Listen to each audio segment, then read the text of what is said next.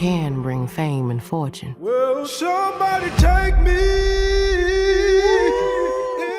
I seen men die in ways I ain't even know was possible. Sinners 2025 has been released, and there is a huge buzz around this movie that we are going to talk about in this video. If you were waiting to know everything about the movie, here you go. But wait, disclaimer. You might find certain spoilers in the video. What the hell going on? Oh, we heard tale of a party. The story comprises two male twins, known by the name Smoke and Stack. Their real names were Elijah and Elias, but no one ever called them that. They were just known as the Smokestack Twins. They had that old school charm with cool nicknames, clothes that matched, and a bond that couldn't be broken. They were in the army during World War I and then worked for Al Capone for a while. But now that was all over for them. They went back to Mississippi to open a music club. Things looked good at first. There was a lot of music, dancing, and life in the club, but things didn't remain the same for long. One of the twins, Stack, goes away. He doesn't just leave, he turns into a vampire. Sounds unbelievable here, but it makes complete sense while watching the movie. So, Smoke is now left alone.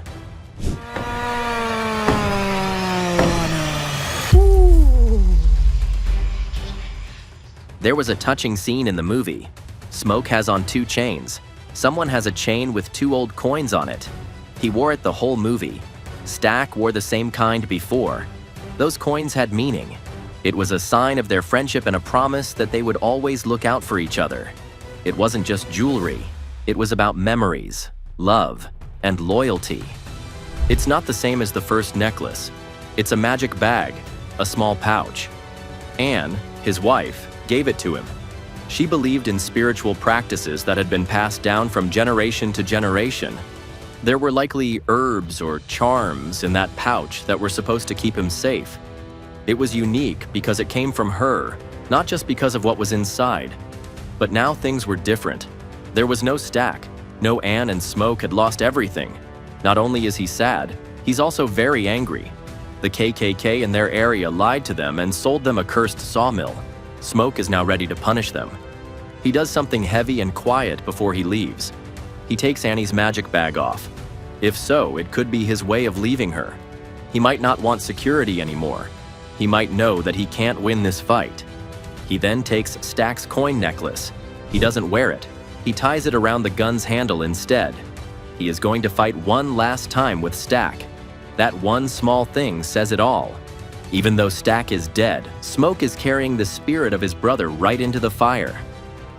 Cool. Y'all about to see something real special. This is 70 mil, right?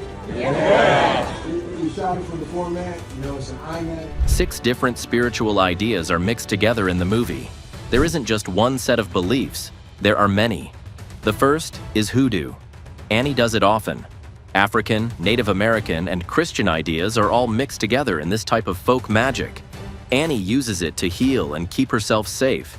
It's who she is and what makes her strong. Next, vampires. There are more than just monsters here. What it means to be a vampire in this story is having your weird kind of faith. They offer life after death and talk about peace and love.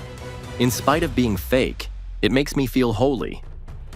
There is also the Choctaw, a Native American group that hunts vampires. What they believe gives them strength. Killing vampires isn't just a way for them to stay alive. It's holy to them. Because they think it's holy, they do it. It also shows up as Christianity. There is a church in the town. A woman named Grace runs a small shop. A cross is on her. A lot of people, including her, care about faith. It gives them a reason to live and hope. The KKK comes next. They are definitely bad. But the movie shows that they have their own strange ideas and rituals. That's not real faith. It's messed up. Though it's not the main plot point, it shows how dangerous belief can be when it's filled with hate. Finally, there's blues music. Yes, I agree that music can be a spiritual road. The movie makes the point that music joins people with something greater than themselves. Some people see it as a link between the living and the dead. In this story, blues is strong. It's risky. If you do it wrong, something bad could come in. Let's not forget to talk about Sammy. He is a young man who loves music. His dad is a preacher, so he grew up in a Christian home. They talk about a Bible verse early on in the story. It says there's always a way out. Even when we want to give in, we won't be stuck with God. Don't cry. He's all better now. Yes, I lied to you. That said, Sammy is stuck. He likes church, but not the blues. That's where his heart is. Smoke and Stack, his cousins, start the club, and he wants to join them. His dad tells him not to do it. He tells her, "You dance with the devil, and one day he'll follow you home." But Sammy still goes. In the same way as the story of the lost kid, that's how the club feels at first. There is electricity in the air, in the music, and in the crowd. When Sammy plays in one scene, it seems like time goes by very quickly. No one has ever seen anything like the old man with the electric guitar. It seems like ghosts are looking at us. Then it looks like the club is on fire, but no one stops dancing. Sammy sings a song he made up for his dad. It's true and makes you want more. As a child, he went to church and sang about his religion. He also sings about how the blues have always called to him. Another blues musician, Delta Slim, tells Sammy that blues music comes from their ancestors. It's history as well as song. To stay alive. It's true. The movie makes a deep point at one point. Europe wasn't where Christianity began. It came from Africa and the Middle East. But in the US, many people see it as white and oppressing because it was used to keep people in line. Sammy is living with that battle. What he learned and how he feels are at odds with each other. Things get worse as the night goes on. Samuel, who is now known as Preacher Boy, sleeps with a married woman. Stack meets up with an old friend who is married and does the same thing. It's a mess. It all goes off. Music, alcohol, and desire.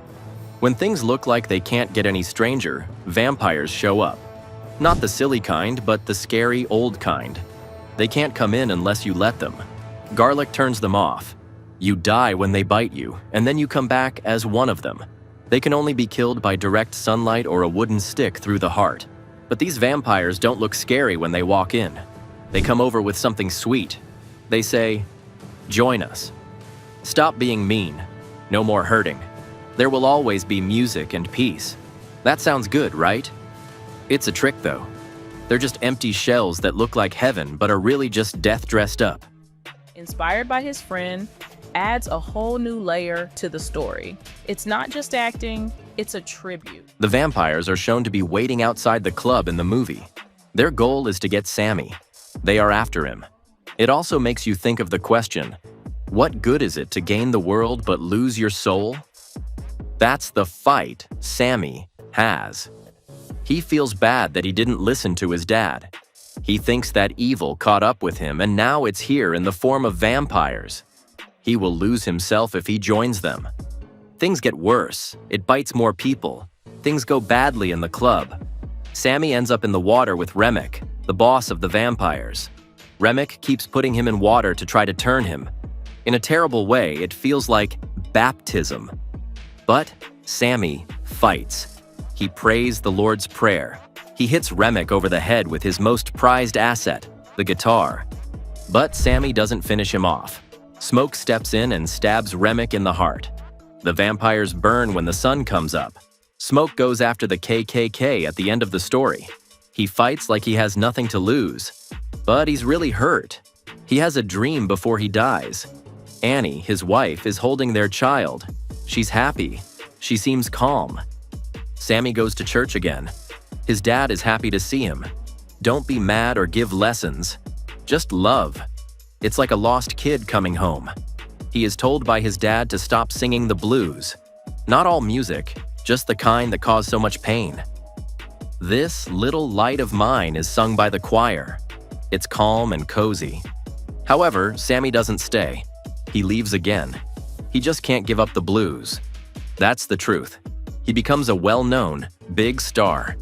The movie shows that blues music is strong and almost holy. It's like the movie thinks that the blues reveal the most important things about life. There is a scene after the end of the movie. A different Sammy is sitting in a bar. Stack and Mary, who are now vampires, show up. They offer to turn him around. Don't let him die. He says no. He's done. He'd rather not live forever. He does not desire their fake rescue. In fact, he has turned away from both Christianity and vampires. He only says that the best time of his life was that one night at the old sawmill, where everyone was together and the music was pure and alive. It was all worth it for that one moment. That might be the whole point. In the long run, maybe one honest moment is more important than anything else. Did you like the movie? Tell us in the comment section below. If you enjoyed watching the video, do not forget to like, share, and subscribe to the channel.